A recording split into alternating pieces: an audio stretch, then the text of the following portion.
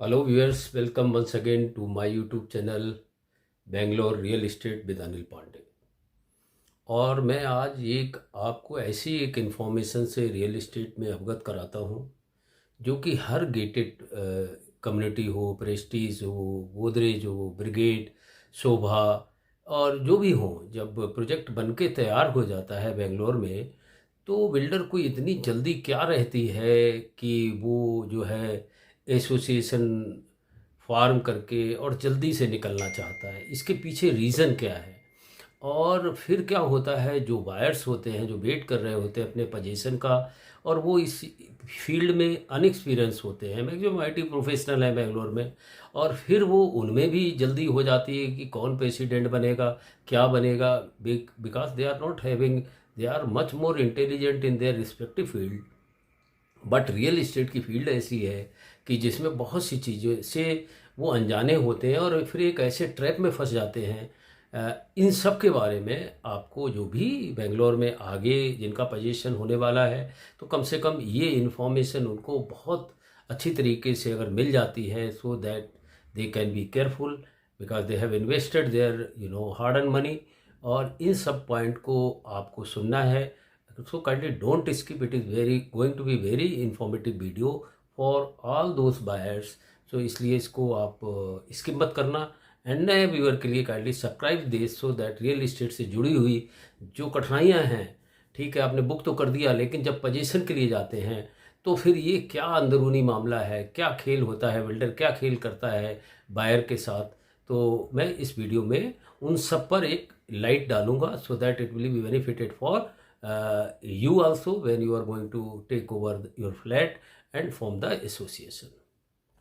आजकल जैसे बेंगलोर में 1 करोड़, 2 करोड़, 3 करोड़, 4 करोड़ जो भी है देकर आप अपना ड्रीम होम बुक करते हैं, और फिर पता चलता है कि आपने पोजीशन ले लिया, लेकिन पोजीशन लेते ही फिर आपको पता चलता है जब अंदर एमिनिटीज़ देखते हैं कि क्लब हाउस इनकम्प्लीट है, स्विमिंग पूल जो है रेडी नहीं है, और आपका लैंडस्केप पेंडिंग है, और अचानक बिल्डर जो है फिर बीच में आ जाता है, रेजिडेंट एसोसिएशन बन गई है, एक सूचना आपको ये मिल जाती है, उसमें भी क्लास रहते हैं कि कौन वोट दे सकता है, कौन नहीं वोट दे सकता है, और अब मेंटेनेंस और मैनेजमेंट रेजिडेंट को देखना है। लेकिन सवाल ये है कि एसोसिएशन बनी कैसे, रेजिडेंट को तो पता ही नहीं है, बहुत से रेजिडेंट को कम्युनिकेट ही नहीं किया गया है, किसने वोट किया है ये भी जो रेजिडेंट हैं, जो मैं उन टाउनशिप की बता रहा हूँ जो कि जैसे प्रेस्टीज की हो, गोदरेज की हो, जहाँ 3 से 4 हज़ार फ्लैट होते हैं, लेकिन किसी को प्रॉपरली ट्रांसपेरेंसी नहीं है, कम्युनिकेट नहीं किया गया है कितने फ्लैट एक्चुअली जो है ओनर को चांस मिला है उस वोटिंग में। और सबसे बड़ा सवाल है, क्या हैंड ओवर सच में ट्रांसपेरेंट तरीके से हुआ है। इन सब के बारे में हम आगे बात करते हैं। तो ये किसी एक बिल्डर के खिलाफ नहीं है दोस्तों, जितने भी गेटेड बिल्डर, जैसे मैंने शुरू में बोला, प्रेस्टीज हो, गोदरेज हो, शोभा हो, ये एक पैटर्न चल रहा है, और जिसकी की बात जो भी हर बायर, हर रेजिडेंट करता है। तो आज इसी नए जो पैटर्न, जो बिल्डर जो है बेंगलोर के जो बड़े बड़े टाउनशिप में जो ये पैटर्न चला रहे हैं, तो इसके पीछे राज क्या है। कुछ होम बायर्स जो हैं अलग अलग कन्फ्यूज़न में रहते हैं, उनकी प्रॉपर ट्रांसपेरेंसी नहीं मिलती है, और एसोसिएशन बना दी जाती है, लेकिन क्वेश्चन फिर वही उठता है कि उस एसोसिएशन बनाने के लिए इतनी हड़बड़ी बिल्डर करता क्यों है। अब ये सवाल आया कि इतनी जल्दी क्यों है, तो उसका जवाब जैसे कि 3 से 4 हज़ार फ्लैट जिसमें हैं, और वही कमेटी जो है बनाने की जल्दी हो जाती, तो क्यों वो पूरे टाउनशिप को क्या वो लोग रिप्रेजेंट कर पाएंगे इतने जल्दी में। बहुत सारे बायर्स तब तक शिफ्ट भी नहीं हो पाते हैं। हार्डली सपोज 3 हज़ार का टाउनशिप है, उसमें मुश्किल से 3 to 400 बायर्स रेजिडेंट है वो शिफ्ट हो जाते हैं, और आपकी एसोसिएशन बन जाती है। इसमें बहुत से लॉट तो एनआरआई होते हैं, और कुछ इन्वेस्टर्स होते हैं, और कुछ को इन्फॉर्मेशन ही नहीं मिलता है, तो फिर कमेटी बन कैसे गई, ये सवाल ये उठता है। यहीं से ट्रांसपेरेंसी का खेल बिल्डर और रेजिडेंट के बीच में स्टार्ट होता है। अब बात करते हैं कि जैसे मैंने बताया, लार्जर एमिनिटीज़ आपकी फुली ऑपरेशनल नहीं है, तो फिर हैंड ओवर कैसे हो गया। जैसे तब मेजर एमिनिटीज़ ऑपरेशनल भी नहीं हुई हैं, लेकिन कई प्रोजेक्ट में बायर कंप्लेन करते हैं कि क्लब हाउस रेडी नहीं है, स्विमिंग पूल रेडी नहीं है, आउटडोर जिम रेडी नहीं है, जिम नहीं रेडी है, lift is not functioning properly, और रिटेल स्पेस अभी भी फंक्शनल नहीं है, सिस्टम अभी भी टेस्टिंग फेज़ में लगा हुआ है। और जब प्रोजेक्ट ही कंप्लीट नहीं है तो समझ ही में नहीं आता, बायर्स को पोजीशन भी ले लिया कि इतनी जल्दी एसोसिएशन फॉर्म करने की क्यों है। तो एक थ्योरी होती है बिल्डर को अपनी रिस्पॉन्सिबिलिटी, अपनी ऑपरेशनल कास्ट बचाने के लिए, मेंटेनेंस कास्ट बचाने के लिए, और दूसरे प्रोजेक्ट में अपनी मैन पावर को लगाने के लिए ये खेल स्टार्ट होता है। तो इसमें सबसे पहला जो कदम वो लेता है, डिवाइड एंड रूल। अगर मान लीजिए कि 3,000 कोई फ्लैट है किसी टाउनशिप में, सबके सब आ गए तो सबकी वॉइस जाएगी, तो उतना चांस बायर्स को और रेजिडेंट को देता नहीं है बिल्डर। और जल्दी में जो है सबसे डेंजरस चीज़ यहाँ पर क्या होती है, फाइनेंशियल इशू नहीं होता है। सबसे जो डेंजरस होता है वो रेजिडेंट के बीच में डिवीज़न करना।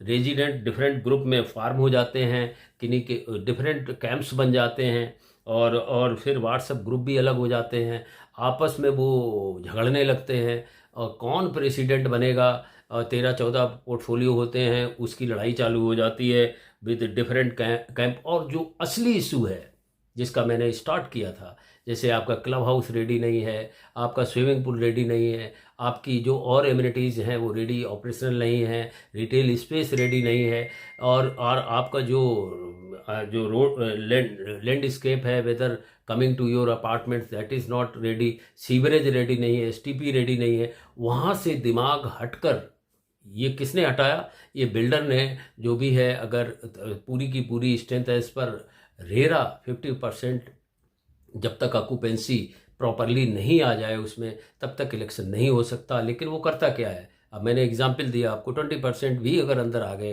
तो उसको ल्योर करते हैं, और इस तरीके से वो डिवाइड एंड रूल रेजिडेंट में इनफाइटिंग स्टार्ट हो जाती है। तो अब बात होती है कि आपकी जो भी एमिनिटीज़ है वो तो रेडी है ही नहीं। और फिर सबसे बड़ी बात जो होती है, कारपोरस फंड और सिंकिंग फंड होता है कि हर बायर के जो मेंटेनेंस डिपॉजिट लिया जाता है, कारपोरस फंड देता है हर बायर, फ्यूचर रिपेयर के लिए सिंकिंग फंड कलेक्ट होता है। और जो नेचुरल क्वेश्चन यहाँ पर क्या होना चाहिए, कितना फंड कलेक्ट हुआ उस पर ध्यान हट जाता है, कहाँ इन्वेस्ट हुआ उससे भी हट जाता। You cannot ask to builder, builder बोल देता है और आपका फंड भी रोक लेता है। तो चूंकि आपकी इनफाइटिंग ग्रुप में हो रही है, इंटरेस्ट कितना मिला वो भी नहीं बताता है, बिल्डर से एसोसिएशन को कितना अमाउंट ट्रांसफ़र होना है उसकी बात ही नहीं होती है। एमिनिटीज़ तो आपकी ऑलरेडी इनकम्प्लीट है। दूसरा, आपका जो कारपोरस और सिंक फंड है जो आपका है, तो वो भी अननेसेसरी डिस्प्यूट में चला जाता है। और यही तो बिल्डर और रेजिडेंट के बीच में, अब वो जो है फॉर्मेशन जब कर दी तो डिफरेंट जो कैंप बन जाते हैं उसके बीच में, उसका लाभ, उसका एडवांटेज बिल्डर निकालना चाहता है, और इस प्रोजेक्ट से जल्दी निकलना चाहता है। मैंने कुछ लिखा है कानून के हिसाब से क्या होना चाहिए एज पर रेरा, मैं थोड़ा सा पढ़ देता हूँ आपके लिए। इंडिया के रेरा फ्रेमवर्क के अंडर जनरली प्रमोटर को एसोसिएशन को कॉमन एरियाज और रिक्वायर्ड जो है डॉक्यूमेंट्स हैंडओवर करने होते हैं, और ट्रांसफ़र प्रोसेस एप्लीकेबल लॉ के हिसाब से कंप्लीट होना चाहिए। ट्रांसपेरेंसी और प्रॉपर डॉक्यूमेंटेशन इस प्रोसेस का एक इम्पॉर्टेंट पार्ट माना गया है। इसलिए रेजिडेंट को भी डॉक्यूमेंट समझकर ही मैनेजमेंट टेक ओवर करना चाहिए। जल्दबाजी में, चूंकि मैंने शुरू में बोला, you may be intelligent your respective field, मैग्नोवाइटिव प्रोफेशनल है, बट आपको ये नहीं पता है कि एसटीपी के क्या डॉक्यूमेंट होने चाहिए, वो चेक होना है क्या, आपका सर्टिफाइड जिम की क्या डॉक्यूमेंट्स हैं, आपके स्विमिंग पूल के क्या हैं, वो तो डॉक्यूमेंट पीछे हो जाते हैं इन फाइटिंग में। ये सब वो इनकम्प्लीट डॉक्यूमेंट भी नहीं है, ऑपरेशनल आपका एमिनिटीज़ भी नहीं है, और आपका कारपोरस और सिंक फंड की बात नहीं हो रही, ओनली बात हो रही है कुछ ग्रुप्स फॉर्मेशन, अलग अलग रेजिडेंट डिवाइड होकर कौन प्रेसिडेंट बनेगा, उस पर लड़ाई चालू हो जाती है। तो कंक्लूजन इसका क्या है कि बिल्डर जो है, ग्रुप जो जितने डिफरेंट ग्रुप होते हैं उनको कुछ ना कुछ ल्योर करके अपनी तरफ करता है, और उसमें उसका फ़ायदा है। उसमें क्या फ़ायदा है कि एक तो उसकी ऑपरेशनल जो है कॉस्ट और मेंटेनेंस कॉस्ट, और जो है दूसरे अपनी सेम मैन पावर को ले जाके दूसरी तरफ लगाना, वो उसका उद्देश्य बन जाता है। और थोड़ा बहुत जो पेंडिंग डिफेक्ट है, कारपोरस फंड है, सिंकिंग फंड है और मेंटेनेंस का अपडेट है, ये सारा का सारा पीछे छूट जाता है। तो ये आप सजग रहें, आप देखें, आप सब लोग उधर एक बिल्डिंग नहीं एक्वायर कर रहे हैं, उधर अपना हार्ड एंड मनी सभी बायर्स ने दिया है। तो जो मैंने सवाल आपको दिए हैं, उन सवाल से आपको भटकना नहीं है, और आपने भी कोशिश करनी है बगैर कोई भी पार्ट ऑफ द रेजिडेंट अगर उसमें किसी लालच और उसमें नहीं जाता है इस रेस में कि कौन प्रेसिडेंट बनेगा, टिल द टाइम जब तक कि आपके ने पूरे डॉक्यूमेंट चेक ना कर लिए हों और आपकी इम्यूनिटीज़ फंक्शनल ना हो गई हों, तब तक आप कोई भी ग्रुप इस दौड़ में शामिल ना हो। बिकॉज अगेन आप एक बार तो प्रेसिडेंट बन जाएंगे, आपको उतना पता भी नहीं है, फिर जो मुसीबतें सामने आएंगी, बिल्डर आपका कारपोरस फंड रोक लेगा, सिंक फंड रोक लेगा, इनकम्प्लीट एम्यूनिटीज़ के साथ आप पूरे समय जो है आप इन फाइटिंग ग्रुप में डिफरेंट ग्रुप बना बना के लड़ते रहेंगे। तो एक जस्ट एक सचेत करने के लिए ये आपको मैंने वीडियो आप तक लेके आया हूँ। आपको मेरा वीडियो कैसा लगा, बिकॉज मैं रियल इस्टेट के वीडियो डालता रहता हूँ। ऐसा नहीं कि आप ही तक लोग जो है बाहर बैठे हुए हैं, बहुत से यूएस में है, ऑस्ट्रेलिया में है, they wanted to know something about real estate, specially position जब होता है, क्यों इतनी इन फाइटिंग होती है, क्यों बिल्डर जल्दी में रहता है। तो उन सवालों का जवाब आई थिंक मैंने आपको देने की कोशिश की है। कमेंट बॉक्स के थ्रू बताइए। अगर कोई भी आपको और जानकारी चाहिए तो आप टॉपमेट के थ्रू मेरे से बात कर सकते हैं, which is the link is provided in description box. और फिर मैं अगले और नए वीडियो और नई जानकारी के साथ आपके सामने फिर अगले वीडियो में फिर मैं वीडियो एक लेके आऊँगा। Till then bye.